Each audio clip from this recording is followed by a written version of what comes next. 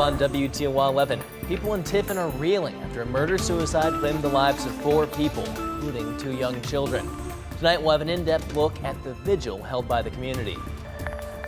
And days after unveiling a U.S. peace plan, President Trump called out Ukraine on social media as lawmakers and the Ukrainian ambassador voiced strong concerns over the proposal.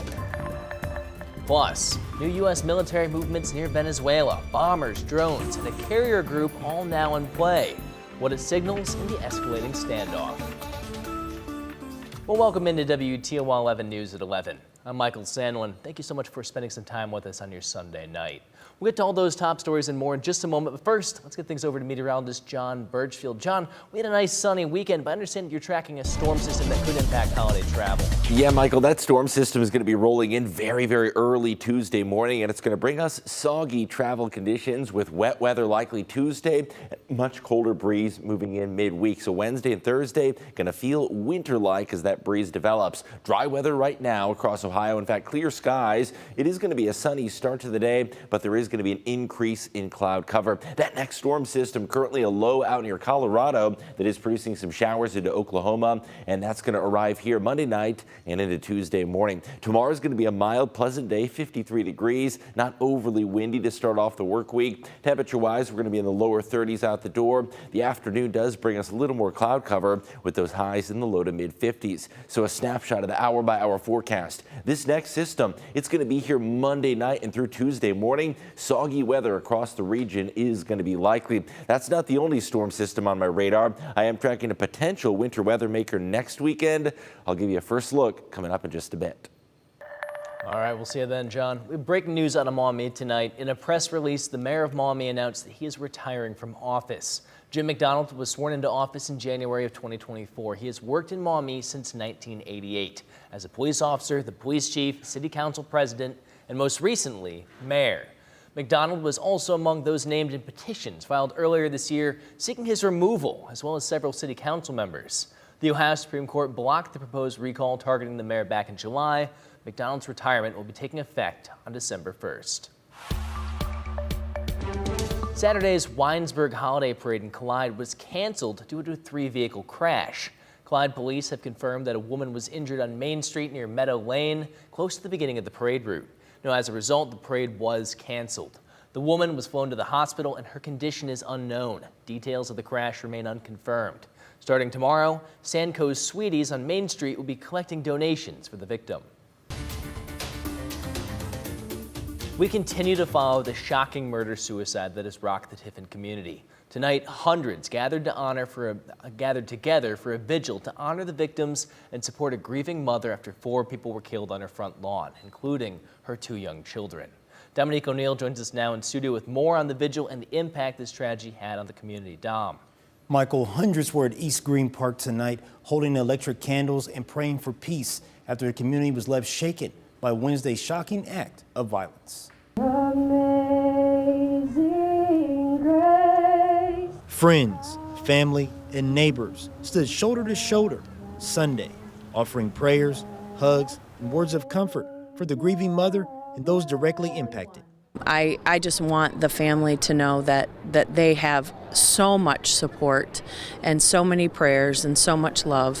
Whatever they need, they're not alone. It's a message of solidarity after an episode of shocking violence. On Wednesday, the 19th, the anonymous mother's world completely changed. According to police, she planned on leaving her husband, Ryan Egan, age 42, citing long-term domestic issues. She arrived at their home, her 2 children, ages 7 months and 7 years old, and the oldest son's father, 29-year-old Dustin Willie, attempting to move out and leave Egan while he was out of town. But Egan arrived home unexpectedly. And when he found the scene, police say he turned violent. Egan shot the 2 children, then Willie, and then finally himself, leaving scars on the mother and the surrounding community. There's not one person in this community that's not been touched or hurt by this. And it's such a, when you involve children, people's hearts hurt for them. And one of those hearts most hurt belongs to Stefan Johnson. Johnson grew up with Willie and says he was a dedicated father and well-beloved friend in the community. Need not mention he was the proudest father and He became a father shortly before I did, so he coached me into my descent into fatherhood, and I couldn't thank him enough for that. It's just one of thousands of moments that are now lost from people that can only be seen in memories. As candles flickered into the night air, vigil organizer Don Hefner hopes they were able to bring the mother and her family a sense of comfort. We just want the families to know that we are tough and strong and we do stand united with them and we are here for them, and I hope that they can feel that. The amount of love just that I've seen being shown to his family and everyone involved throughout has just been overwhelming. Community members say they will continue to help, support, and advocate for the family. Reporting in studio, Dominique O'Neill, WTOL 11.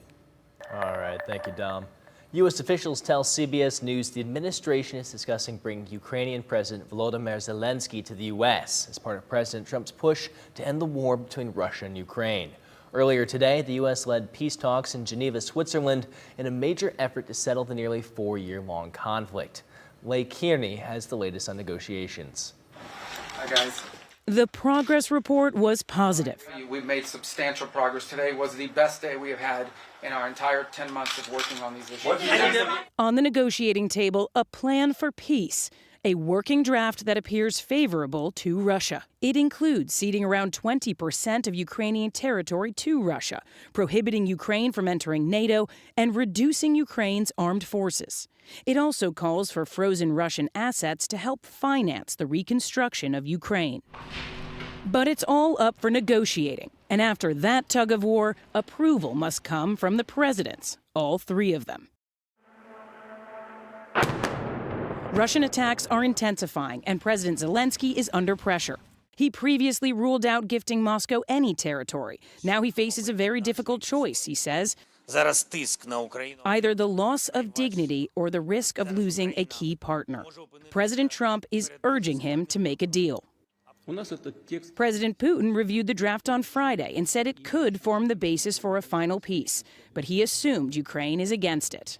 Russia has the upper hand on the battlefield, but it has also suffered great losses. Ukrainian drones struck a power station in the Moscow region this morning, cutting off heat for thousands of residents. Without a peace deal, a difficult and deadly winter is ahead for both countries. President Zelensky said today peace must be dignified, and Ukraine's European allies raised concerns about the plan, saying Russia cannot be rewarded with territory for invading Ukraine. President Trump is renewing his call for the arrest of a group of Democratic lawmakers who urged troops to disobey illegal orders that might be issued by the administration. Earlier today, Trump on social media repeated his assertion that the move was, quote, sedition at the highest level. The 6 lawmakers who previously served in the military or intelligence community posted the video message last week on social media. In response, Trump called the post, quote, punishable by death. The lawmakers issued a statement saying they will, quote, not be intimidated. We have new developments tonight in the release of the Jeffrey Epstein files. The Justice Department has asked a federal judge in Florida to reconsider unsealing grand jury materials related to the Epstein investigation. A judge previously rejected a DOJ request to make the transcripts public. The department is now trying again, following Congress passing a bill demanding the release of all documents related to the convicted sex offender's case. Epstein died by alleged suicide in 2019 while waiting trial on sex trafficking charges. However, he committed many of his crimes in Florida. It's still not clear what files the Justice Department will release or won't release because of ongoing investigations. The U.S. military is strengthening its position off the coast of Venezuela. However, a new CBS poll finds more than 2/3 of Americans say they're opposed to the U.S. taking military action in the country. Charlie de Agata is following the building tension from San Juan, Puerto Rico. In its latest show of force in this region, the U.S. Air Force shared new images of B-52 bombers conducting a nighttime attack demo along the coast of Venezuela. Designating the Cartel de los Soles as a foreign terrorist organization raises the stakes for Maduro, says Secretary of Defense Pete Hegseth. We want to make sure the president has options to include doing a whole lot, to include doing, the cartel mission that we're doing there as well. So Nothing's off the table, but nothing's automatically on the table. Among those options, the USS Gerald R. Ford aircraft carrier with its squadrons of F-18 fighter jets already running exercises. In the city of Aguadilla, we found other weapons in the growing arsenal. And those are the MQ-9 Reaper drones. One of them is armed with Hellfire missiles, and these are exactly the kind of drones that are capable of knocking out those suspected drug smuggling boats. And the mayor of Aguadilla fully supports even further U.S. military action. What happened here, it's a war. It's a war. It's a war, you know. This is not a game, you know. It really is a war.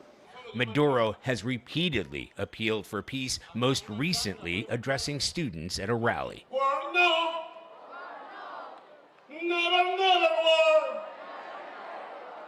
Charlie Daggett, CBS News, San Juan, Puerto Rico. Roughly a quarter of the U.S. Navy's entire deployed warships are currently in the region. President Trump has already said the CIA is operating within Venezuela, and there are reports that he's weighing up covert operations to remove the Venezuelan president. Coming up, racing for turkeys and giving back. Toledo runners raised donations at the Turkey Trot, while Colton Strong Kids delivered toys to local families. I'm tracking several storm systems this week, including next weekend, the potential for some light snow showers. I'm going to give you a breakdown of the hour-by-hour timeline coming up next.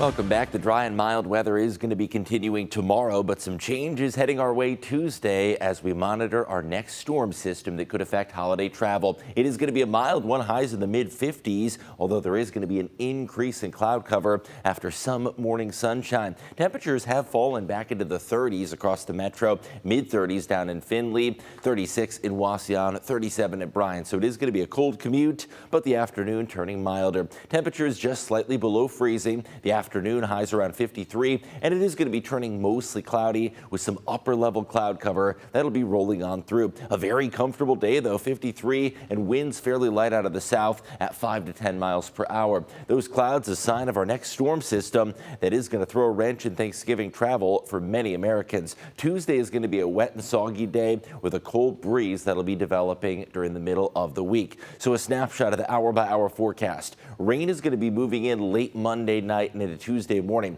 We've got the clock here at 3:30 a.m. If you're heading into work tomorrow or hitting the road, you're going to have to contend with some widespread soaking showers. Rain is going to be moving to the east of us by the evening, so you will notice there is going to be a nice little pocket of dry weather during the latter half of the day Tuesday. Now, by Wednesday morning, a cold front's going to sweep through the area, and that could bring us another little burst of showers, followed by the chance for a few snow flurries Wednesday and Thanksgiving. It is going to be breezy and colder, and then next weekend, we'll want to join another storm system that could potentially bring us some snowflakes, likely transitioning to all rain. As far as the travel impacts go, it's going to be fairly low. We're not expecting any thunderstorms, and we're not expecting any accumulating snow. However, it is still going to be rainy, especially during the morning hours. Widespread wet weather for the first half of the day Tuesday. The middle of the week is going to feature a chilly breeze, and Thanksgiving, temperatures are going to be dropping back into the mid-30s. It is going to be a cold and windy one. West winds really ramping up 10 to 20 miles an hour with the chance for 35-mile-an-hour gusts. Now, next weekend, still a lot of uncertainty regarding that storm system. However, Saturday, there is going to be the potential for some snow and likely liquid rain by Sunday. Now, one thing sure, the start of December and the long-range outlook are trending a lot colder, and that means the potential for some more activity in the storm systems. Looking at next weekend, snow showers Saturday turning to rain Sunday, and active weather is going to be likely as we head to the following week as well. Michael? Thank you, John. Well, it was the perfect weekend for runners to go out and race for a turkey and for a good cause. This morning, they went out to the Toledo Roadrunners annual Turkey Trot Prediction Run. The 5K brought almost 100 runners to Ottawa Park this morning. Runners closest to predicting their run time won a turkey, perfect for the start of the holiday week. The club also collected monetary and food donations for local food banks. I know over time it's been like almost like, half of a pickup truck type of thing. We've got some really good donations right now. I don't know, just that feeling of giving to others and wanting to help people. So that's the biggest part. Now, several turkeys were given away to different age groups. To learn more about Toledo Roadrunners and maybe join a race yourself, you can visit their website. 20 families fighting a tough battle this holiday season went home today with toys to put under their tree. Colton Strong Kids, an organization that works to support families affected by childhood cancer, hosted their second annual Santa's Helpers event. They raised over $25,000 to buy toys for the entire childhood cancer unit at a local hospital, helping to lift the financial burden of Christmas presents for kids of all ages. The organization was started by a couple who watched their son battle childhood cancer and wanted to be there for other families when they need it most. We know firsthand that there's no journey like a childhood cancer journey, so to be able to bring joy and hope to families this holiday season, it's what our mission is. And to be able to help out, it just brings a smile to our face, everybody in our organization, and it's really the true meaning of Christmas. Organization leaders say any extra toys will be donated to a local children's shelter. Any family who may receive a diagnosis between now and Christmas will also be gifted toys. Soybean sales to China resumed this week. The nation was boycotting the American product because of a trade dispute. Ohio ranks 7th in the U.S. in soybean production, with soybeans being the Buckeye State's largest agricultural export, yielding 6.8 million metric tons of soybeans and valued at approximately $3.6 billion. Peppa Papura talked with an economist about the impact on farmers if their largest customer continues to buy. It's been a season of uncertainty for Iowa's farmers, but if China holds up their side of this deal, it could mean stability for years to come. Following trade talks last month between the president and Chinese leader Xi Jinping, I think we're going to have a fantastic relationship. The nation placed several soybean orders this week, totaling around 1 million metric tons of the product. It broke China's boycott on U.S. soybeans, which has been on since May, but is still far from what the leaders discussed. There's a big difference between 1 million metric tons and 12 million metric tons. But by January, that's how many soybeans China must buy to uphold an agreement with the president. KCCI asked the director of the National Economic Council of the U.S. if he believes China would make good on the deal. We're absolutely monitoring it every day, talking to them every day, and mindful of the fact that we have help for farmers. So if the Chinese don't keep their end of the bargain, then we'll make the farmers whole in some other way. But even if the purchase goes through, Iowa Farm Bureau economist Christopher Putin says it still would be a pretty disappointing year in terms of soybean exports to China. He says it's typical for China to buy between 25 and 27 million tons, but the deal will still increase the value of soybeans. It certainly will provide positive price support for farmers out there, which will boost farmer returns, especially for folks who put their soybeans in the bin, hoping for better prices on into the winter and the spring. They'll be able to sell their beans at a higher price than if there weren't any sort of confirmation of this Chinese trade deal. The deal also promises that China will import at least 25 million soybeans each year for the next 3 years, creating even more stability for farmers. In Des Moines, Pepper Papura, KCCI News, Iowa's news leader. All right, when we return, it was a jam-packed day of volleyball down in Bowling Green, but it wasn't the Falcons who were in action. In fact, it was the Rockets. Noelle Blumel has the recap from the MAC Volleyball Tournament Championship and more coming up next in sports.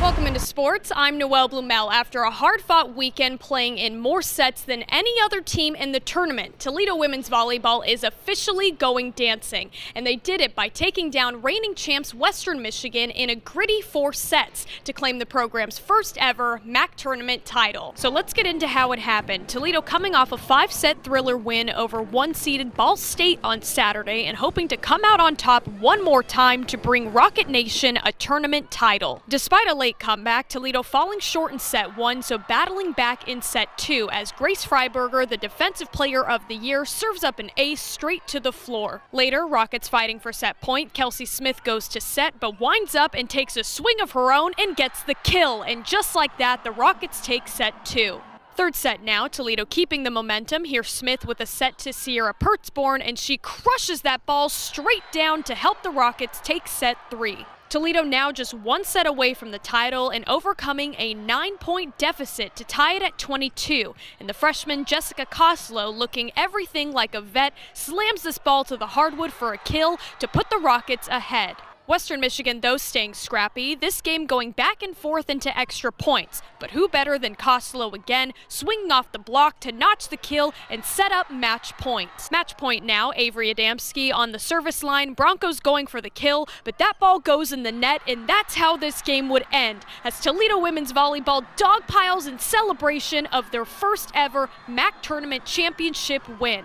They're headed to the NCAA tournament for the first time in program history. I always felt like we were the team of the present, the team of the future. I knew what we had in the gym. I knew what we could do.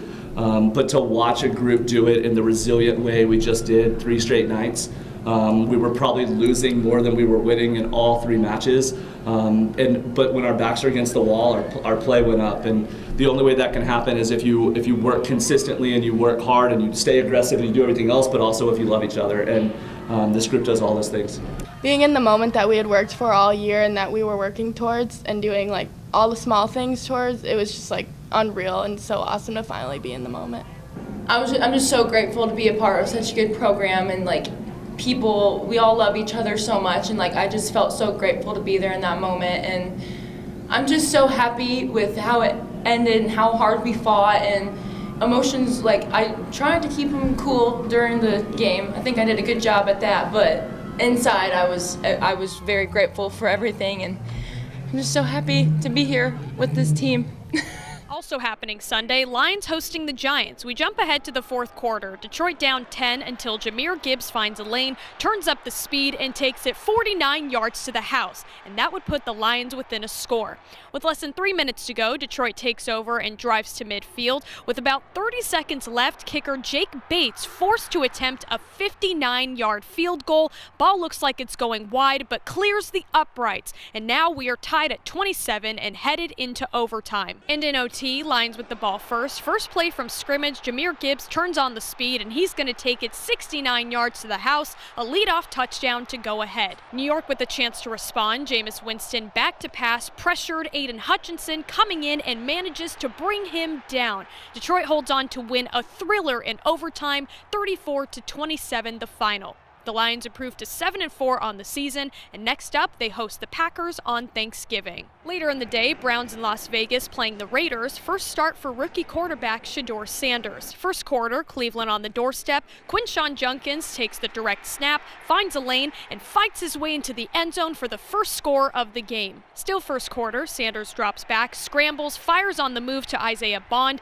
falls down at the 2-yard line, and a few plays later, Judkins lines up for the direct snap again, and once again finds a lane, fights his way into the end zone. Jump to the 4th quarter, Sanders back to pass, fires to Dylan Sampson in the flat, weaving his way through defenders, breaks loose, and he's going to take it 66 yards for another Browns touchdown. And Cleveland beats the Raiders 24-10, first road win of the season for this team. Shedeur Sanders becomes the first Browns quarterback since 1995 to win in his debut. And just to recap, Toledo took down 1-seeded Ball State in 5 sets and 2-seeded Western Michigan in 4 sets to claim the tournament title. So congratulations, Rockets, on a historic and resilient mark. Toledo now awaits their first round opponent as Selection Sunday is 1 week from today.